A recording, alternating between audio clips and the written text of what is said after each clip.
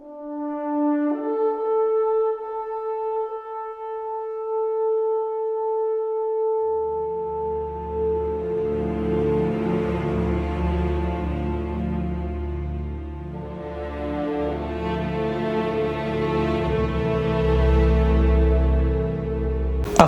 کا گورنر موسیٰ بن نصیر اپنے خیمے میں بیٹھا گہری سوچوں میں ڈوبا ہوا تھا۔ اس کے ذہن میں صرف ایک سوال گونج رہا تھا کہ اگلا پرچم اسلام کس زمین پر لہرائے گا۔ پچھلے کئی دنوں سے یہی فکر اس کے دل و دماغ پر چھائی ہوئی تھی۔ شمالی افریقہ کے وسیع و عریض علاقے اسلام کے زیر نگین آ چکے تھے، مگر امیر کی نظر ایک نئی منزل پر تھی۔ اسی لمحے خیمے کا پردہ ہلا اور ایک محافظ ادب سے جھک کر بولا، اے امیر، چند عیسائی وفد کی صورت میں حاضر ہونا چاہتے ہیں۔ محافظ کی یہ بات سن کر موسیٰ بن نصیر نے فوراً اجازت دے دی۔ تاہم یہ کوئی عام وفد نہ تھا، اس میں اندلس کے ساحلی علاقے سوتا کا گورنر کونٹ جولین بھی شامل تھا۔ یہ وہی شخص تھا جس کے دل میں اپنی بیٹی کی عزت پامال کرنے والے بادشاہ لذریک کے خلاف انتقام کی آگ دہک رہی تھی۔ بادشاہ اور گورنر کی مکمل کہانی پچھلے ایپیسوڈ میں گزر چکی ہے۔ چنانچہ اب موسیٰ بن نصیر نے خندہ پیشانی سے اس عیسائی وفد کا استقبال کیا، انہیں اپنے قریب بیٹھنے کی جگہ دی اور پھر نرمی سے پوچھا کہ تمہارے آنے کا مقصد کیا ہے۔ چنانچہ پھر وفد کے سربراہ نے جھک کر کہا کہ ہم آپ کے پاس ظلم سے پناہ مانگنے آئے ہیں۔ اب کونٹ جولین نے ایک ایک کر کے اندلس کے بادشاہ لذریک کے ظلم و ستم کی کہانی سنانی شروع کی۔ اس نے بتایا کہ کس طرح رعایا بادشاہ کے جبر اور عیش پرستی سے تنگ آ چکی ہے۔ اب عیسائی وفد کے سربراہ نے موسیٰ بن نصیر کو اپنی طرف مائل کرنے کے لیے اپنی کہانی کا رخ چینج کیا اور پھر یوں کہنے لگا کہ اے امیر، اندلس وہ سرزمین جہاں ہر طرف سبزہ، باغات، دولت اور خوشحالی ہے، مگر اس سب پر ایک ظالم کا قبضہ ہے۔ وہاں کی عوام آپ کی فوج کا انتظار کر رہی ہے اور وہ آپ کو اپنا نجات دہندہ سمجھتی ہے۔ چنانچہ اب یہ باتیں موسیٰ بن نصیر کے دل میں اترنے لگی، کیونکہ یہ کوئی عام درخواست نہ تھی، بلکہ یہ اسلامی فتوحات کے ایک نئے باب کی دہلیز تھی۔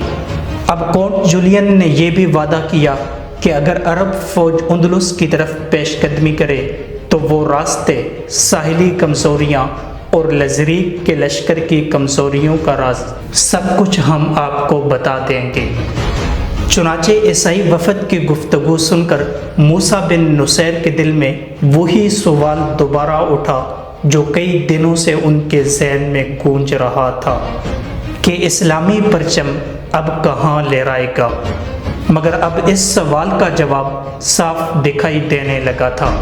جو فکر و تردد اس کے دل میں کئی دنوں سے بوجھ بنا بیٹھا تھا، وہ لمحوں میں تعلیل ہونے لگا تھا، کیونکہ وفد کے الفاظ گویا اللہ کی طرف سے ایک رہنمائی بن گئے تھے اور موسیٰ بن نصیر کے چہرے پر اب اطمینان اور ایک عزم کی چمک تھی۔ سپہ سالار کو دیکھ کر یہ لگ رہا تھا کہ وہ اسی وقت لشکر کو یلغار کا حکم دے دے گا۔ تاہم موسیٰ بن نصیر صرف ایک جنگجو نہیں تھا، بلکہ دانش، تدبر کا پیکر بھی تھا۔ وہ جانتا تھا کہ اتنی بڑی مہم پر جانا ایک لمحے کا فیصلہ نہیں، بلکہ حکمت، تیاری اور اجازت کا تقاضا ہے۔ چنانچہ موسیٰ بن نصیر نے جلد بازی سے کام نہ لیا، عیسائی وفد کو اپنے لشکر میں مہمان بنا کر رکھا اور خفیہ ذرائع سے ان کے بیانات کی تصدیق کروائی۔ پھر جب ہر بات سچ ثابت ہوئی تو موسیٰ بن نصیر نے اب کوئی دیر نہ کی۔ امیر نے ایک مفصل خط دمشق میں موجود خلیفہ ولید بن عبد الملک کو لکھا۔ اس خط میں اندلس کی سیاسی حالت، لزریق کے ظلم، رعایا کی بغاوت اور اندلس کے جغرافیہ کی تفصیل بیان کی۔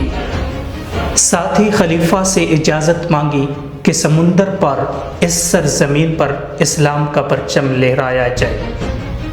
اب جب یہ خط خلیفہ ولید بن عبد الملک تک پہنچا تو اس کا دل خوشی سے بھر گیا، کیونکہ ولید بن عبد الملک پہلی ہی اندلس کو اپنے اسلامی نقشے میں شامل کر چکے تھے۔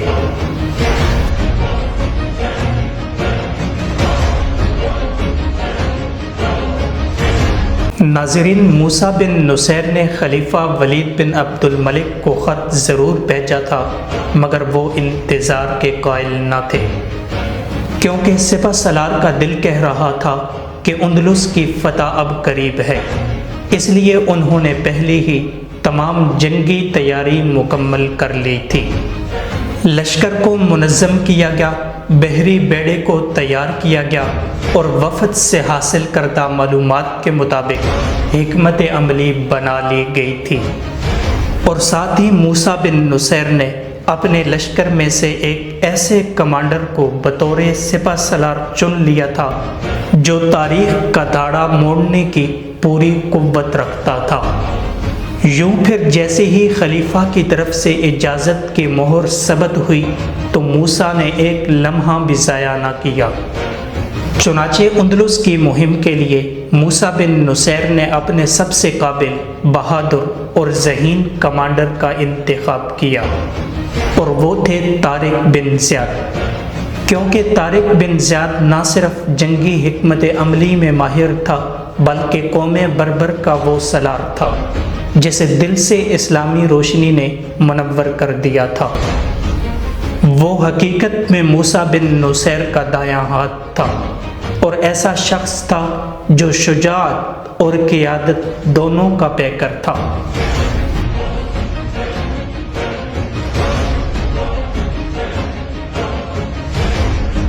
چنانچہ اب افریقہ کے گورنر موسیٰ بن نصیر کا حکم ملتی ہی طارق بن زیاد نے فوراً فوجی دستہ تیار کیا۔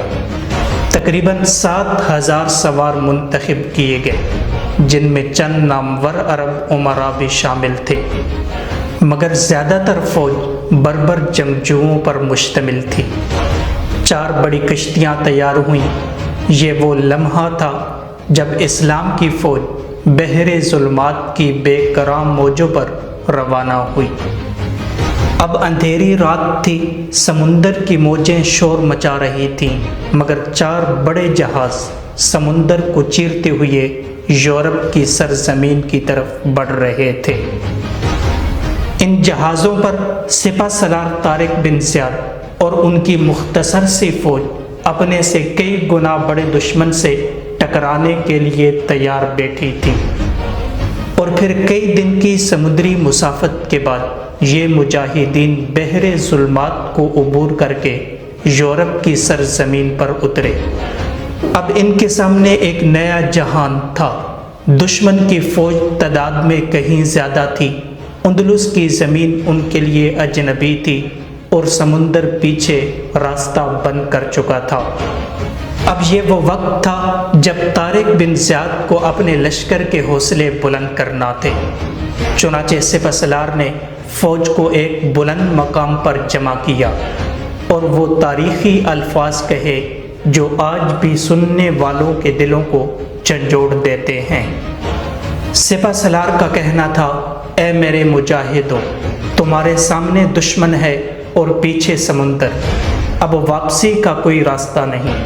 یاد رکھو، تمہیں یہاں دشمن سے لڑنے کے سوا کوئی چارہ نہیں، اور یہ جان لو کہ تمہاری جان بھی اسی میں ہے اور عزت بھی اسی میں۔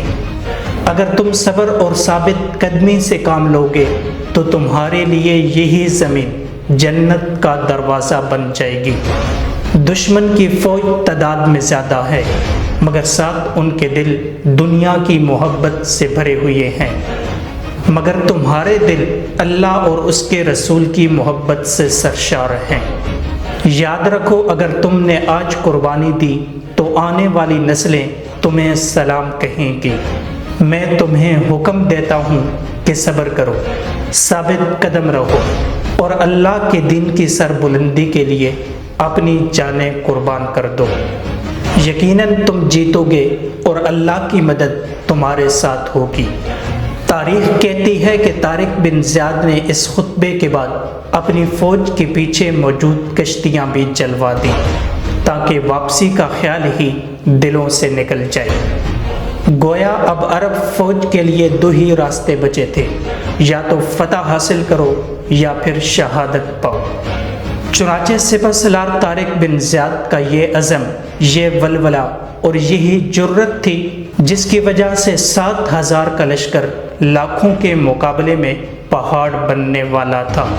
اب سپہ سالار کے یہ الفاظ سن کر سپاہیوں کے دلوں میں بجلی سی دوڑ گئی تھی، اور پھر سپاہیوں نے ایک آواز ہو کر اپنی یکسوئی دکھائی۔ اب یہی وہ لمحہ تھا جب یورپ کی سرزمین پر اسلامی فتوحات کا پہلا باب لکھنے والا تھا۔ اب یہاں یعنی جبل الطارق پر قدم رکھنے کے بعد عرب افواج نے سب سے پہلے الخضرا جزیرے میں دشمن کا سامنا کیا، اور پھر یہ چھوٹی سی جنگ عرب سپاہیوں کے لیے پہلی آزمائش تھی، مگر یہاں وہ سرخ روح ہوئے، دشمن کے لشکر کو شکست ہوئی اور وہ پسپا ہو گیا۔ یوں طارق بن زیاد کے سپاہیوں کے لیے یہاں سے ایک نئی ہمت، نیا حوصلہ اور ایک نیا عزم ان کو ملا، اور پھر وہ اندلس کی اصل زمین کی طرف بڑھنے لگے۔ اب جب عرب افواج آگے بڑھی تو اندلس کے ایک بہادر سپہ سالار تدمیر نے بڑی فوج کے ساتھ ان کا راستہ روک لیا، لیکن عرب فوج کے سامنے اندلس کی یہ بڑی فوج بھی زیادہ دیر نہ ٹھہر سکی۔ طارق بن زیاد کے سپاہیوں نے پے در پے حملے کیے اور تدمیر کی فوج کو اس قدر شکست ہوئی کہ وہ بدحواسی میں میدان جنگ خالی کر گیا۔ اب متواتر ناکامیوں کے بعد تدمیر نے اپنے بادشاہ لزریق کو ایک خط لکھا۔ اس خط کے الفاظ آج بھی تاریخ کے اوراق پر کانپتے محسوس ہوتے ہیں۔ تدمیر نے لکھا تھا، اے بادشاہ وقت، افریقہ کی سمت سے ایک اجنبی قوم نے ہم پر حملہ کیا ہے۔ ہمیں معلوم نہیں یہ لوگ زمین سے نکلے ہیں یا آسمان سے اترے ہیں۔ میں نے ہر تدبیر آزمائی، ہر جنگی چال چلی، لیکن ان کے سامنے کچھ بھی کام نہ آیا۔ چنانچہ اب یہ فوج اندلس کی سرحدوں پر خیمہ زن ہے، اور میں اپنی ناکامیوں کے باعث مدد کا منتظر ہوں۔ اگر شہنشاہ بذات خود یہاں نہ آئے تو اندلس کا دفاع ممکن نہیں رہے گا۔ دوسری طرف اندلس کے بادشاہ لزریق نے جب یہ خبر سنی تو اندلس کے شاہی محل میں خوف کی لہر دوڑ گئی۔ بادشاہ نے اسی وقت وزیروں جرنیلوں کو جمع کیا، اور پھر طویل مشاورت کے بعد فیصلہ ہوا کہ پہلے ایک خاص دستہ بھیجا جائے جو اپنی بہادری اور جنگی مہارت کے لیے مشہور تھا۔ پھر لزریق خود پوری سلطنت کی سب سے بڑی فوج لے کر نکلے گا۔ چنانچہ اب اندلس کی زمین جنگ کی دھڑکنیں سننے لگی تھی، اور عنقریب ایک طرف 7,000 کا لشکر ہونا تھا اور دوسری طرف لزریق کی لاکھوں پر مشتمل فوج۔ دوستو، یہ تھی اندلس اور سپہ سالار طارق بن زیاد کے پہلے حصے کی دوسری قسط، جہاں عرب فوج نے اندلس کی سرحد کو چھو لیا تھا، لیکن اصل فیصلہ ہونا ابھی باقی تھا۔ اندلس کی شاندار فتح اور اس علاقے پر 700 سالہ عربوں کی عظیم حکومت کے بارے میں جاننے کے لیے ہمارے ساتھ جڑے رہیں۔